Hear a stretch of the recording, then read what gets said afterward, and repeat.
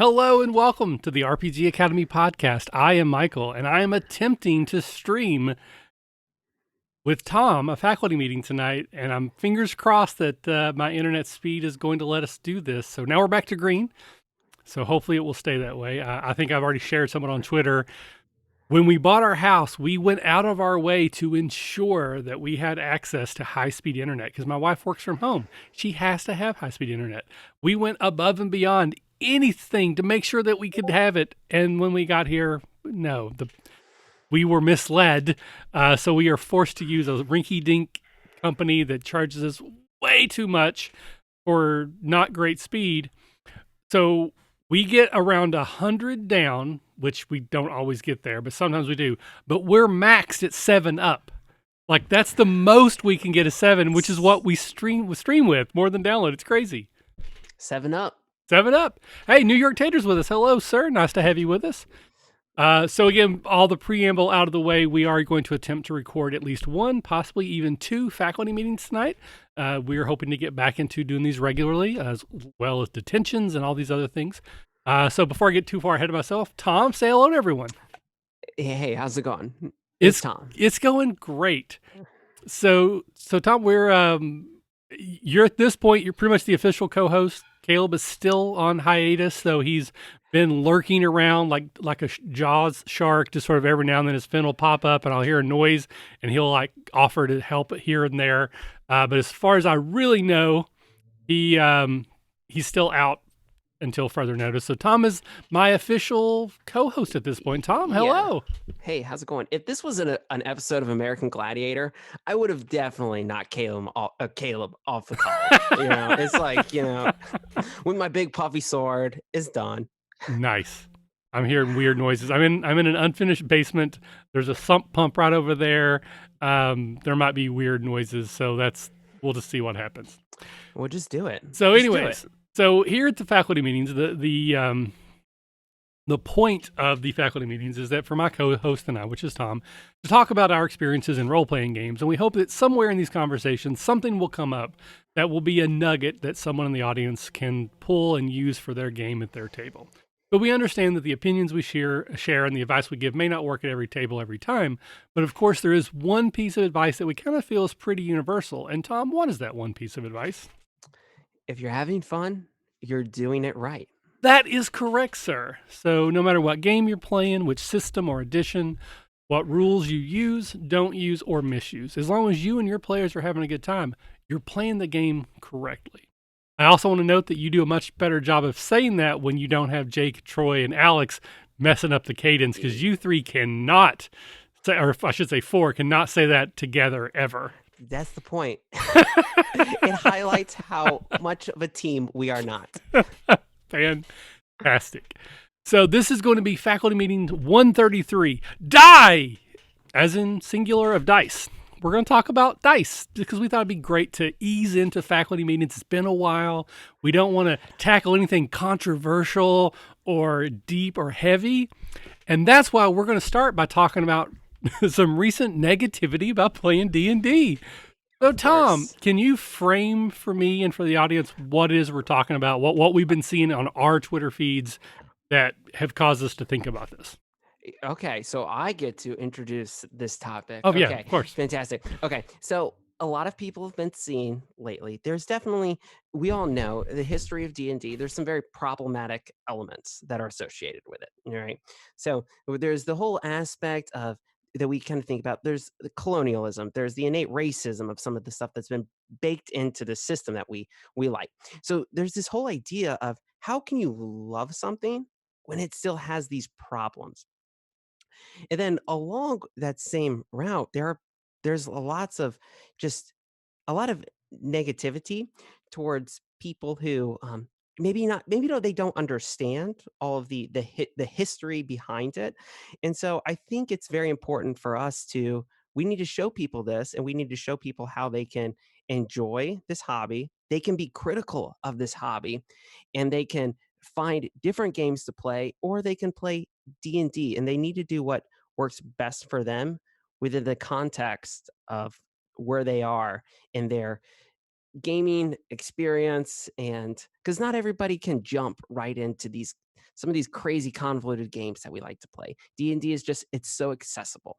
And so I think there's some we just it's something that we need to talk about, and I think we need to talk about it with a little bit more a little bit more fine-tooth comb than a lot of conversations that have been going around. All right. And I also, for me, I think there's three different ways that I've been experiencing some negativity towards D&D. One, exactly as you said, there are some inherent issues with the history of the game, what it grew out of, and it's there. You can't hide it. You can deny it, but I think that's silly because it's there. But that doesn't mean that the entire game needs to be thrown away. I just think it's something we need to be aware of, work towards a better version. And then within our own individual games, we can play however we want. And I generally exclude most of that stuff. I also see issues where, and this is something we talked about once before, but where somebody wants to play a different type of game like Serenity Firefly or Star Wars or Wild West or some sort of weird uh, homebrew version of a game. But rather than seeking out games that are better suited to the type of game they want to play, they want to just take D&D and make it that because D&D is the most popular version of RPGs in the world. I'm sorry, it just is. It's the one most people know when they come into the hobby. It's the one they're usually first exposed to. A lot of people are coming into the hobby now because of things like Critical Role or other celebrities, Vin Diesel, and then was it Deborah Ann Wool from Daredevil and True Blood now has her own streaming show, and they're just popping up everywhere. So people are finding out about role-playing games and D&D at the same time. They think they're the one and the same, and they're generally reticent to go beyond D&D because that's what they know and that's what they're looking for. And so some people who are more experienced are kind of like, why would you do that? And then the third way that I've been seeing a lot of negativity, at least on my Twitter feed, is that D&D may not be the most robust role-playing game system, the rule system, the mechanics behind it, how it does or does not encourage and facilitate actual role-playing and cooperative storytelling versus some other games that are less well-known, indie games, what have you. And it just seems like it's all sort of coming to a head. I'm just inundated all the time where I'm just seeing all this stuff. And D&D is a game I love, and I don't want to feel bad for loving that game, but that doesn't mean I can't acknowledge that there are some things that we can talk about. Yeah, I think I definitely think this is something that a conversation just needs to be had, especially with there are so many new people coming into the hobby right now. And the last thing that we want to do is to show them a face of the community that is not I mean, it doesn't espouse to what the RPG Academy stands for, which is what we said earlier. If you're having fun, you're doing it right. There's a million different ways to be in this hobby. So I think it's just something I think we need to talk about. And I think, and just be aware of it. Because one of the things that I've talked about before is I've experienced this hobby coming into it as a veteran, and I try to see it through the eyes of a new player. If I was if this was the first experience I ever had, would I want to come back? And some of these things I think can be negative to that new player who just wants to play the game they saw on stream last night. They just want to roll a d20 and slay a dragon or something. And then they're getting, quote unquote, assaulted from all sides from people who are then saying, the people who should be welcoming them into the hobby are kind of talking about how this isn't a great game and they should play something else, but that's what they wanted to play. So I just think there's a lot of opinions and perceptions that are all valid, but we should be careful of anyone overriding any other. And I do want to say very quickly that Tom and I both understand that we are coming to this from a place of privilege. We're both white males. We're both straight, as far as I know. We're both married, got kids. Not that that means anything in particular, but as far as I know, we are the most protected class in our country. So that may be why it doesn't seem like in some ways it's such an egregious thing, and we can work around it and we can ignore the parts we want to ignore and we can just not play the parts that we don't want to play in our games. That certainly could be why I want to acknowledge that we understand at the top of the show. This is absolutely true because I mean, we're not like we've already said. There's some built-in racism that we've kind of talked about or mentioned, and we're not the ones who are being attacked by that. Like, so Yeah. I definitely think it's a valid, and I think that definitely needs to be, yeah, brought up. All right. So Which of those three do you want to touch on first? So, Go ahead. so you go first. Okay. So hold on, just to recap, just because you dumped a lot on me. Yeah. Recap. What are these three things? So there's the inherent problematic pieces and parts of D&D, and maybe in some ways the greater hobby, but let's talk about D&D specifically, such as the colonialism between, part of the job is to go out, kill things, take their stuff, and then go do it again. And then there's some inherent racism in that the darker skinned foes are generally the evil. The ignorant savages like orcs are generally the evil things that you can kill without remorse. And there's some easily translatable real world analogies that you can make of who those creatures might represent in our world that is problematic if you look at it for even a second through a lens of what could this be. That's one. Secondly is people who do not want to explore other games beyond D&D, even if they are looking for an experience that D&D doesn't exactly do well. They're reticent to look at other games because in their mind, maybe D&D is role-playing games, and they're confused that what you're talking about, like, I want to play D&D, I just want to be Mal from Firefly when I do it. And then there's the D&D isn't actually a very good role-playing game. There are other games that are so much better, these indie games that provide different, better experiences than what D&D purports to do, which is facilitate cooperative storytelling. So those are the three things that I have been seeing on my Twitter feed and in the Twitter sphere. I think it's necessary for me to take number 2 then, because Okay. this is one that I personally have had to check myself on. Okay. Because I have been very open with people on our Discord and then some private chats and then even on Twitter itself, where I am not a fan of reskinning D&D. And so when I see someone who was oh yeah, I'm gonna play the example that has been going around a lot. I'm gonna play John Wick, but D&D. My gut level reaction is like, no, why would you ever do that? Why would you ever like defile John Wick by shoving it into the box that is D&D? Play wushu. And it's just like, but the thing I have to remember is that a lot of people, they like D&D. Okay. The other thing that is, I think we have to talk about is there is an incredible time investment with learning a new system that a lot of people just they don't want to do. To them, that is not fun. To a lot of people like us, we love reading new rules. We love playing new games. A lot of people, they just don't have the time for that. They want to play what they know. So if you can kind of take something and then make it D&D, that works great for them because who hasn't like played a video game and then all of a sudden you want to like when our new skin for the character that you're playing comes out, you want to play it's the exact same game, but it's a different skin and you get something new out of it. So there is that Okay, element. so I have a couple things to jump in there. One, the video game analogy just irks me a little bit because I am that person that, for example, Marvel's Ultimate Alliance. I loved that game when it first came out. It was one of my favorite button mashers, beat 'em ups. It's not a great game, but I had a lot of fun playing it. It's cooperative. It's superheroes, which I love. I played through the first one multiple times, different character configurations. When the second one came out, I was so super excited. And they made a few small tweaks, and most people would probably say improvements. I did not like that game nearly as much. I just wanted more of what I already had. Just take those same characters, maybe add some new costumes or skins, give me a new mission.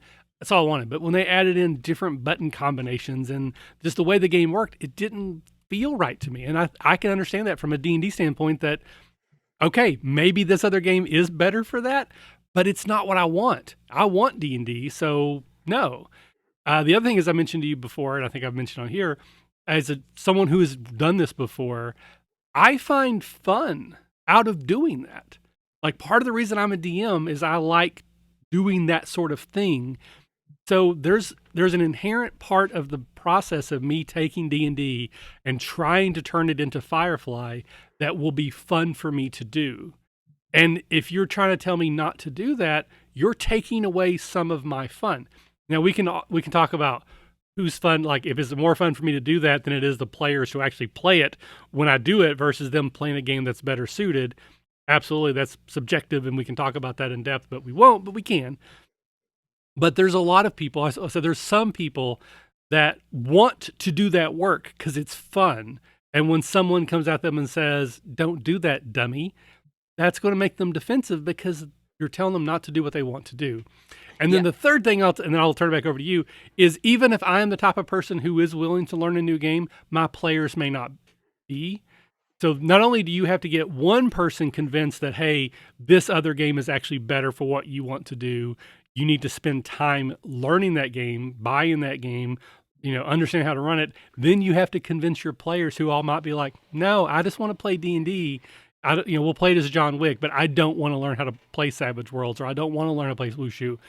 So it's not like you just have to convince one person. You have to convince an entire group of people, which is difficult to do. Yeah, I think that what we recognize is that there may be a rule system where you may be able to get a better experience. So it's all about the game mechanics should influence the experience that you're trying to have at the table. So we are kind of we're oh my we're so when we go to somebody and when somebody says, "Yeah, you know what? I want to play Star Wars and D&D." And we're like, "No, there is an actual Star Wars game. You should play that instead." That we are so bougie when we do that, it's not even funny. So I think there needs to be a how we approach that because I do think it's important when somebody says, "Hey, I want to play Star Wars and D&D." I think there is a way to approach that as, "Hey, there's a Star Wars game, maybe give this a try." But I definitely think we need to not be super reactionary and tell people that they're doing it wrong. Right. And this is probably the part that got me the most heated. Again, coming to it from a place of privilege. This is what bothered me. And I've shared this with you before, so I apologize. You have to go through this metaphor again. That's okay. But let's say that, Tom, you are a restaurateur. You love food, you love fine dining. And I know this about you. We've had multiple conversations where you've talked about the different restaurants that you go to, and you can order wine and you can pair yes. it with the different meals. I'm such a fancy boy. And I'm generally someone who goes to McDonald's for lunch because it's quick and easy and it's cheap. But I know that you like fine food, so I decide, you know what, Tom? I think I want to go out for a nice dinner. Maybe it's a wife and I celebration, an anniversary. Maybe it's the Catacon being successful. Maybe it's a game, a RPG that we released, whatever. Something I want to celebrate. So I come to you and I ask you for suggestions. You, being a good friend and a good restaurateur, will ask me questions about, like, what do you kind of like when you do go out? What do you usually order? How do you like your food? What, do you like steak or you like chicken or seafood, whatever? You're gonna ask me a bunch of questions, get an idea for what you think I would enjoy, and you're going to make recommendations. That makes you a good friend and a good resource and someone that I will probably come back to for future suggestions, even if what we go to the first time isn't what I like. Maybe you suggest something, I go there, I didn't care for it, but fine. But if I'm just eating my McDonald's and I'm in the break room and I got a whole bunch of other people and half of us are eating fast food, and Tom just walks into the room and says, "Hey, morons, why are you eating that food? It's garbage. If you were smarter, if you knew anything about food, you would never touch that." You're probably right. I shouldn't eat McDonald's, but I'm going to get really mad at you. I'm going to get very defensive, and you're a jerk in that point because I didn't ask you for help. I didn't want your opinion. You just came into my space and yelled at me and insulted my choices. And I see this happen a lot with D&D on Twitter, where someone will just shout into the universe on Twitter, "Hey, D&D is not a good game. If you knew anything about games, if you knew more about these indie games, you would never play D&D. The only people who play D&D are people who've never played other games. Basically, they're ignorant." And then they're surprised, shocked, when people get defensive and come out of the woodwork and be like, "Hey, shut it, jerk." Yeah. Don't be surprised if you act like a jerk that people treat you like a jerk. And trust me, you are being a jerk if you just shout at people who love a thing that they're dumb for loving it. There is a way to present that message that will actually instigate change and make someone go, "Oh, I really shouldn't eat McDonald's. It's not good for me, but I'm still going to eat it sometimes because it's cheap and it's affordable and it's easy to get to. But maybe I'll have a salad, which is, Wushu or it's Star Wars or something, and you can slowly affect change and get what you want. I feel like people are wanting a reaction, but then when they get a negative one, they feel like they're being attacked. Well, you kicked me in the teeth first. Yeah. Don't be surprised when I react strongly against you. I don't know. That just it drives me crazy when I see that. I see it a lot, unfortunately, where people who are like, these games, indie games are so much better. Maybe they are. Probably they are. But you're not going to convince me the way you're giving me the message. If you really want me to try these games, you need to change your approach, or at least don't feign this indignity when I go, hey, I don't care what you have to say. Please be quiet. Okay, I'm going to step off of the dead horse onto a soapbox and then off of that soapbox onto the ground and give Tom a chance to respond. I think it's incredibly important what you said. I think we need to just communicate with people because honestly, I want fewer people playing D&D, okay? I do. Alright, I want people playing other games. I love trying new games. That's one so we do our one-shots over at a local game store, and one of the things that I highly encourage DMs to do, I tell them, "Hey, run whatever you want to run and what you love. Hey, but it's also cool if you wanna try out something weird or something new," because I want more players and more people to experience newer games, but I think it's just how you approach it. And I always make sure that on these events we do offer D&D because there's people who love it. But something cool that has happened this last month, we finally, reaped the fruits of we reaped our rewards because this past um, one shot night, and we had an incredibly difficult time filling up the Dungeons and Dragons table because we had all these regular D&D players coming in, and after just kind of months of just kind of talking with them, and a bunch of them just said, "Hey, I want to try out some new games." So we had these D&D players, diehards, playing Masks. We had them playing um, a bunch of one page RPGs, and the D&D table could only get 3 players, and on one hand, I was like, "Yeah," but then, obviously, I felt bad for my D&D DM, Right. but anyway, it was the whole idea of we have slowly kind of just told them, like, "Hey, these are the kind of experiences that you can have when you don't play D&D," and I think that really hooked people, and so it was something that we really just have to be if you want people to play your game, it's just I'm sorry, but we live in the D&D world. Right. That's I think that's a beautiful way to get that message across. When people show up at the Woodburn games for the one shots and they say, "Hey, can I play D&D?" You don't go, "Oh, no, we don't play D&D here, you moron." You're like, "Of course, we're always going to have D&D here, but we have these other things you might want to consider." And you're exposing them to things. Again, I love D&D. It's still my favorite game. I know it's not the best game, but it's still my favorite. I love to play it. But I've been to Woodburn games. I've ran games there, and I've played games there. And I can tell you, there's plenty of times when I'm running a D&D game and we're doing our thing, and we're all having a good time, and I hear people just cackling with laughter at the roll for shoes table, and players notice that. They're like, they do. why aren't we doing that? So maybe next time they're the ones who sign up for the rolls for shoe table or whatever. I think that's an amazing way to try to spread the gospel of other games Mhm. without just pissing people off and making them get their hackles up where they're going to be even harder to convince later. I think you're Yeah. hurting your own, supposed mission by the way you're doing it. And just, again, it just drives me crazy. Yeah, the one thing so now I wanna go back to this first item too, because I don't wanna skip this. Um, the problematic elements of D&D, um, because it's definitely there, and the thing that I think is so important is that I don't think you can deny it. So, it's okay to play the game, but I think you have to recognize the history of the game and also the elements of the games that just they're not right, all right? So, like it or not, when you're playing D&D, there is the whole design process is around the whole idea of it's Eurocentric in the first place, and then the whole idea of you'll go out and you'll attack people and you'll take their stuff and you'll rinse, wash, and repeat. So I think that you have to just recognize that, hey, this is problematic. And I think that there's ways in our games to make it less problematic. But I think the problem with all of this comes down to when people deny it. So no, that's not D&D. It's what are you talking about? That's it's so the thing is, I think what's so important is that we've got to educate people. People have to know about it and they have to recognize it. But we can't just if our I think our gut level instinct when somebody says no, that's not D&D is to just what do you mean that's not yes it is. But I think instead we have to just show them, hey, this is how it is because they may not know.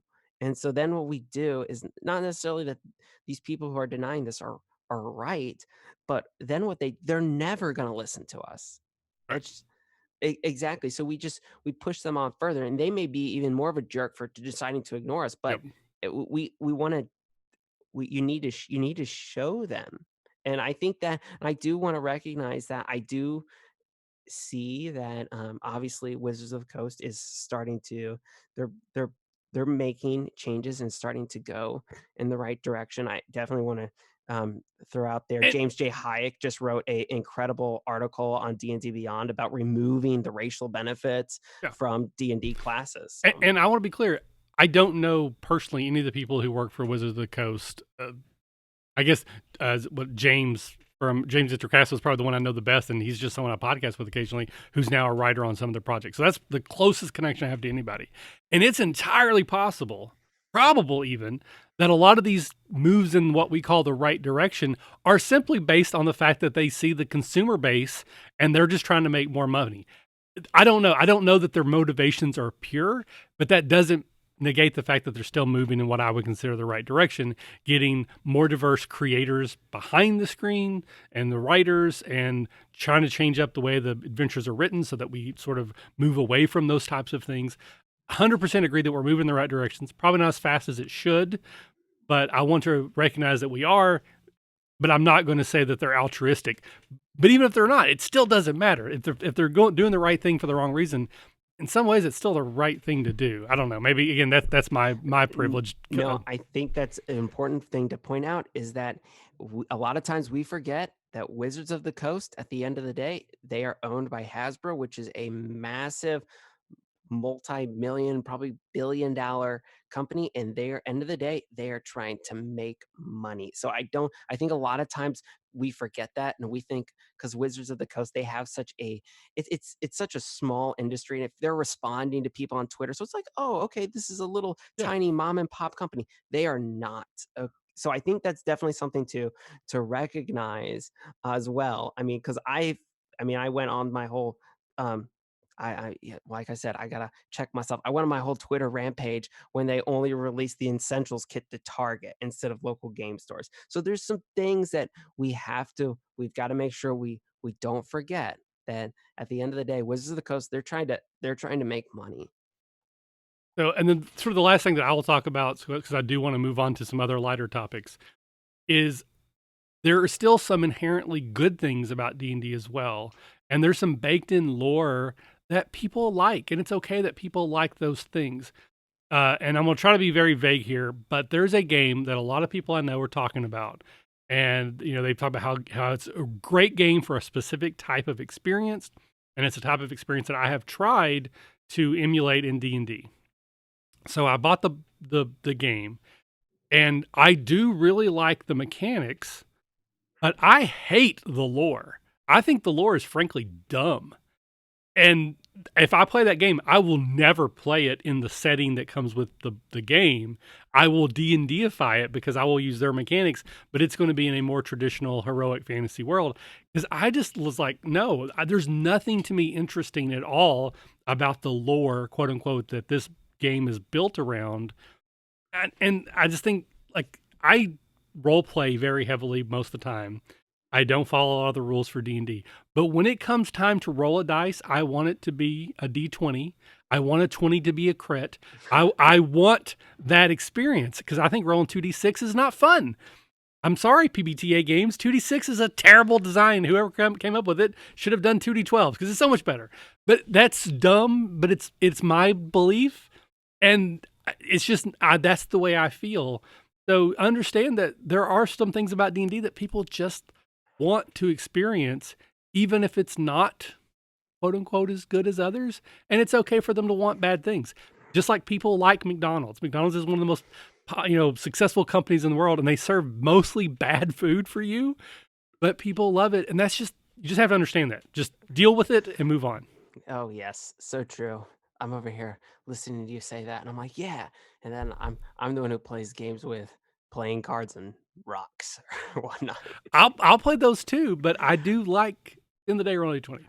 Yeah, But there you speaking of go. rolling d20s, let's move on to our other topic, and that is dice. We thought this would be a fun topic, so let's get into that one. So, Okay. Tom, what was the first set of dice that you ever got, whether it's for D&D Oh, or another game? okay. This is my very first set of dice Yeah. was the dice that were included in the Dungeons and Dragons 5th edition starter set because What? that is the very first RPG product I ever bought. It is Wow. true. Like I said, I am an RPG baby. I was just, I was buying comic books at my comic book store, and the guy behind the counter is like, "Hey, try this. It's $20. You may like it." And so I did, and here we are. And again, that person was probably not being altruistic. They were trying to make a sale because They they were were a trying to make business. us sale. Yeah. Yes.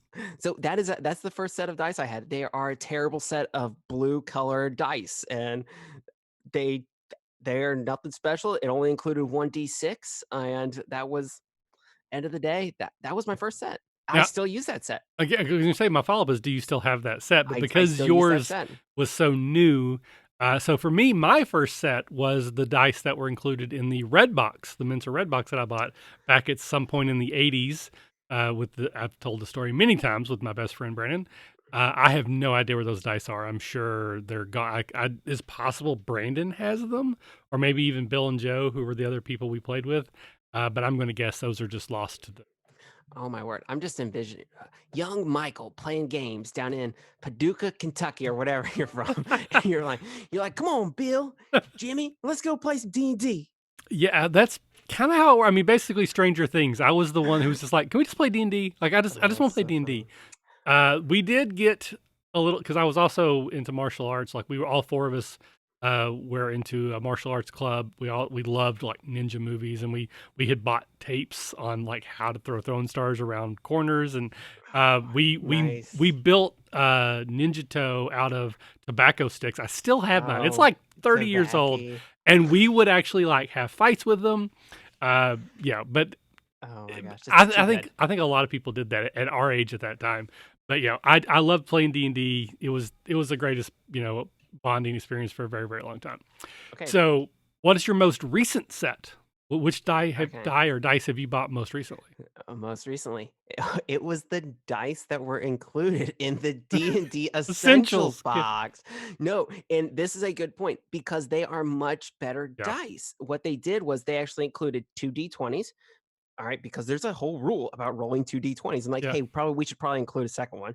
Then they included, I think it's like 4 D6s, and then I think one of everything else. And they're a really nice set, easy to read. I feel like they're a little bit higher quality than the original starter set. So, yeah, I was like, hey, way to upgrade. So, that was my latest set.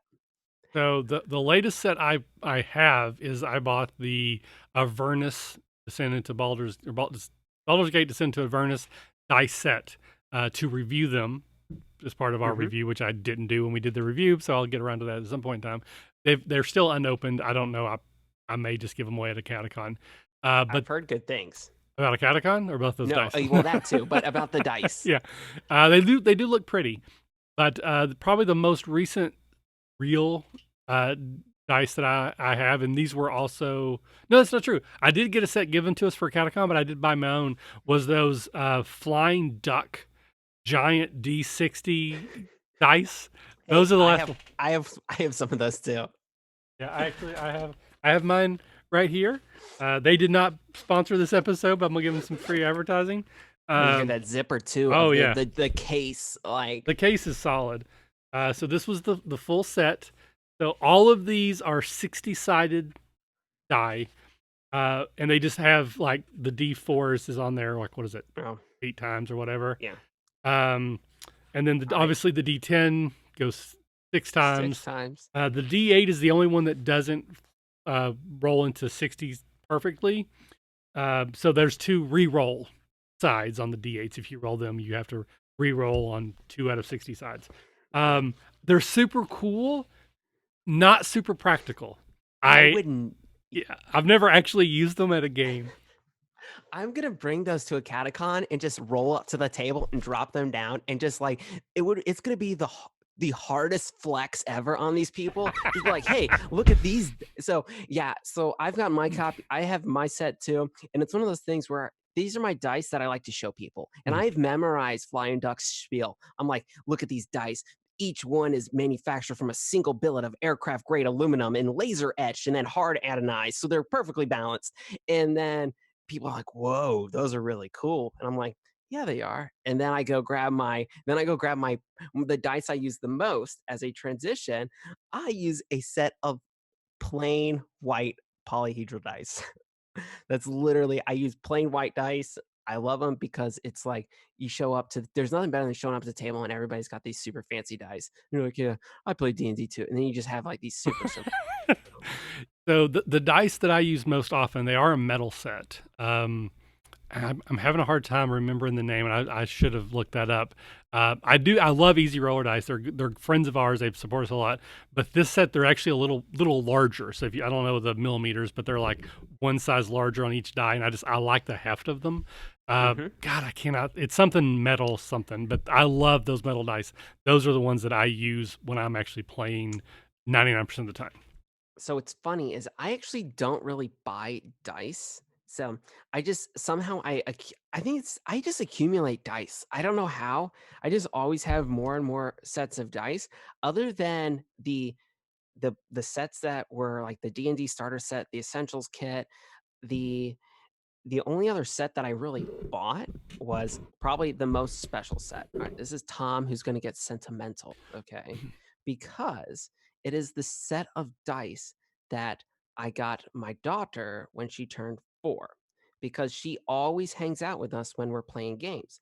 And I told her when she was turned 4, I would get her own set and then she could play D&D. And we've played some games. We're going to play through the essentials kit. We've already made her character and everything, and so I bought her. We were looking through the Kraken dice, and we're looking, and she saw this set of pink dice, and that's what she wanted, and so that's what I got her, and she loves them. And I've got the video up on my Twitter. It's actually my pinned tweet because it's the one that's got like a billion Yeah, retweets. I would say I saw that when you put it on there, Yeah. which it was very, very cute. Yes. So I bought both of my boys a set. Actually, but when they were super little, I think maybe Jacob might not have even been born. There was a Kickstarter.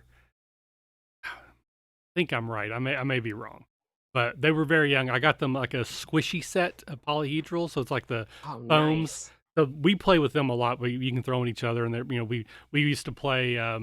We would just so you could roll the highest. Like we'd throw them across the room, and then they'd run over and look and say, "I got a 12," and then they'd roll it, that kind of thing.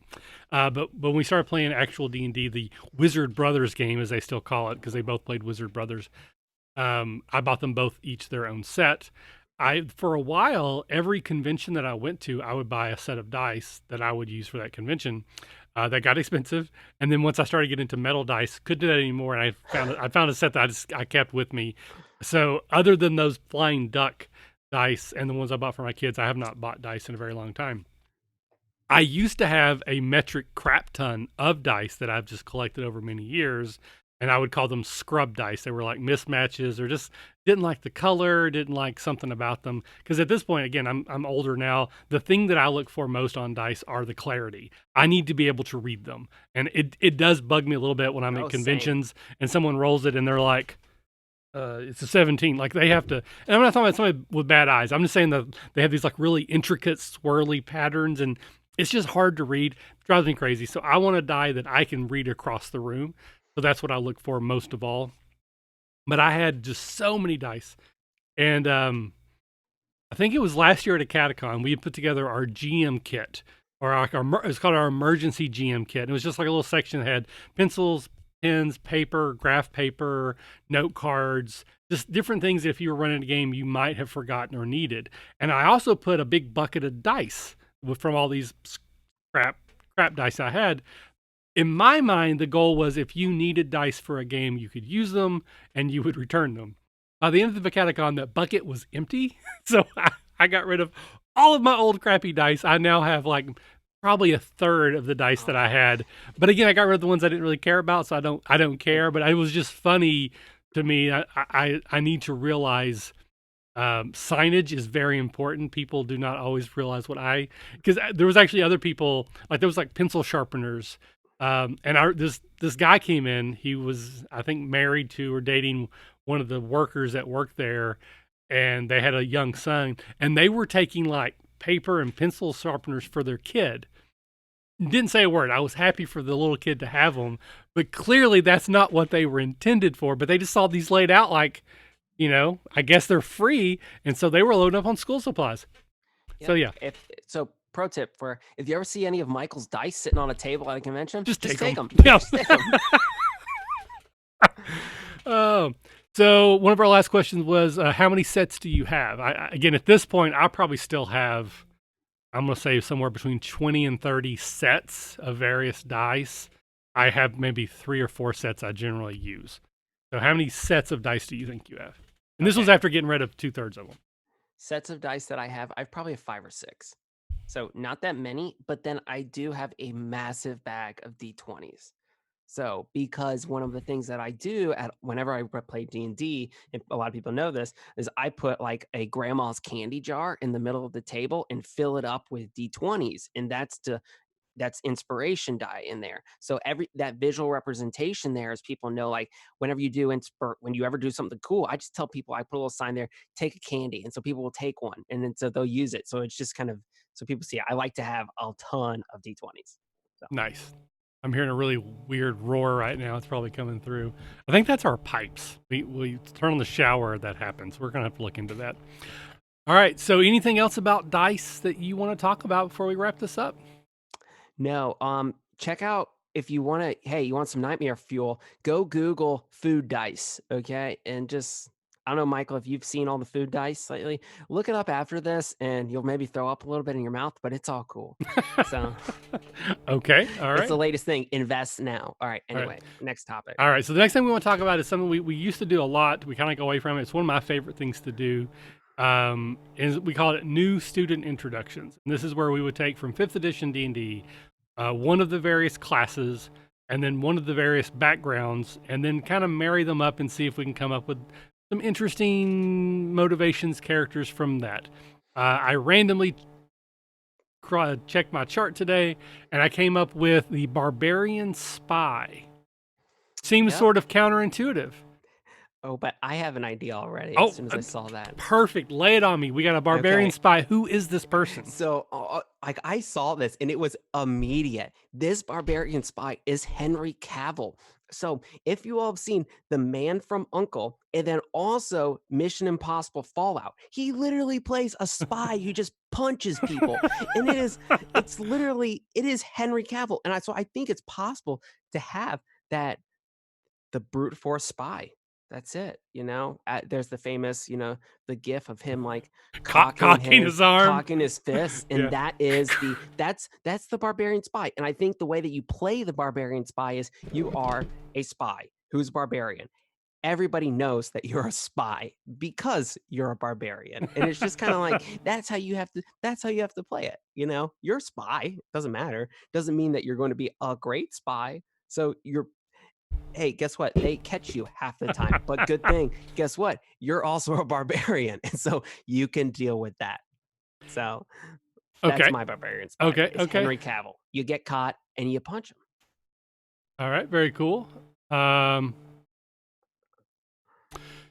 So the thing that I came up, and I don't know, this is a great example. And this is, again, we always talk about this whenever we do this. There's always the easiest option because your background is what you were before you became an adventurer. So you were a spy, now you're a barbarian. That one doesn't work as well. But what I'm thinking of is that sort of classic, you're almost like invisible, people speak openly, like the nobles speak openly in front of the page boy who maybe they don't think can actually read or write. So potentially you are that barbarian who's there maybe as like a bodyguard, or you're just hired muscle, but you're actually very intelligent, but you're smart enough to hide that. And people just talk in front of you because they underestimate you, other than being like a big dopey strong person. And so you're able to hear and have access to places and things because no one thinks of you as smart enough to use that information. That's a good, absolutely. You're be pretty good. All right. Can you think of any others? I usually like to try to do more than one, but No. No, I'm super happy with mine too because also Henry Cavill has a mustache, and so like every good spy has a mustache.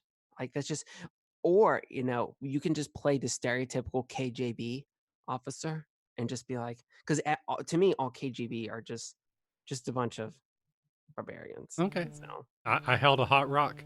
Um, the only thing else I could think of, oh, there's a cat in your video, I and I just lost my mind, man. I well, I needed to see a cat. Like that just lifts my spirits. see, I just sent a message to the wife. I'm like, why is the cat down here? Because she shouldn't be. Like, she shouldn't be able to get down here. Oh, So I'm thinking maybe there's a door open that I didn't know about, which is fine. I'm not mad. I was just like, it's confusing. Um, so the only other thing I guess is you could have, maybe you have that situation where you are the exile from your barbarian clan, but you go out into the wilderness and you are adopted by another group, another tribe, another culture, and you're just, whether you mean to or not, at some point in time you want to go back to where you're from, but you have all this new information you're looking for. I don't know, that was kind of weak, but I don't know. But as always, we'll throw it out to the audience, anyone who's watching now or listening in the future. If you have a good concept for a barbarian spy character, let us know. Hit us up on Twitter, Facebook, or comment on this episode, either on the YouTube page or on the podcast. All right. yeah. And so the last thing we're going to do is, it's a new segment we want to start doing all the time, is a question from our patrons. So there is a Patreon for the RPG Academy because we're a podcast and everyone has to have one these days. The patreon.com/the RPG Academy. You can support what we do here, keep us up and running. We kind of fell off the bonus podcast a bit, but I've been doing videos recently and I plan on doing some more bonus pods, and I think Tom's going to do some as well. Another thing that we're going to start doing, are some patron-only giveaways, starting with Baldur's Gate Descent into Avernus. So we bought a copy to do the review, and we are going to give this away to one of our patrons. So if anyone who is a patron as of November 1st, so basically when the money comes out, so if you get charged at least once, if you join now, anyone who's a patron as of November 1st will be entered in. We'll just do a random draw, and you will win this book, and I will either mail it to you, or if you're one of our patrons coming to a catacon, I'll hand it to you. Save me shipping. But the question comes to us from Big Al.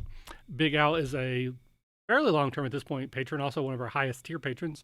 And Big Al asked, what's your best advice to try and keep a group together? So Big Al's been having trouble with groups falling apart. Go ahead, Tom. Any thoughts on that? Okay, so here's the thing. So, like I said, I started running D&D back in when I got the starter set. So it's like 5 or 6 years ago at this point. And I have been playing with a pretty consistent group since then. Here's the trick. You make them feel disposable. Okay?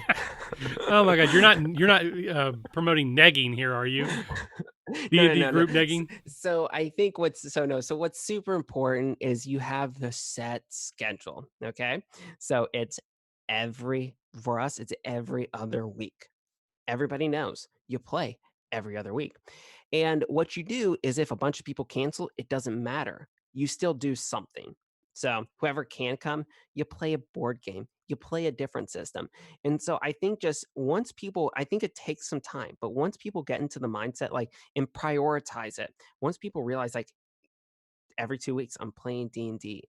I that's what we're doing. You have to just basically, it's consistency. That's how I've been able to keep my group together. The other thing is I actually only have one player who's been in it from the very beginning. All right. So, but the thing is, throughout these 6 years, players have came and gone, and we've kind of it's been probably been about the same 8 or 9 people that have been in my games, and so they come and go, but it's always we usually only run about 5. I run 5 people at my table, and it's just kind of intermixed, but and also then the other thing is luck, all right? So, there's that too. It's definitely hard. I mean, It is. especially with I mean, I travel a ton for work, and then a lot of people who are in my game travel a ton for work too. So, but we've been able to manage. I think it's getting your players to prioritize it. Well, I struggle with the same thing, so all I can really say is I wish I knew.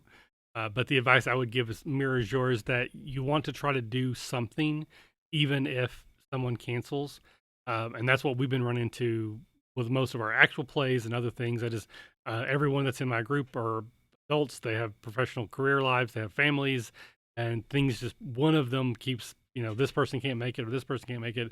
And when you just cancel because someone can't make it, it's just easier for that to die. You want to keep people coming and doing something every time. I also think it's might be a benefit that you do play every other week.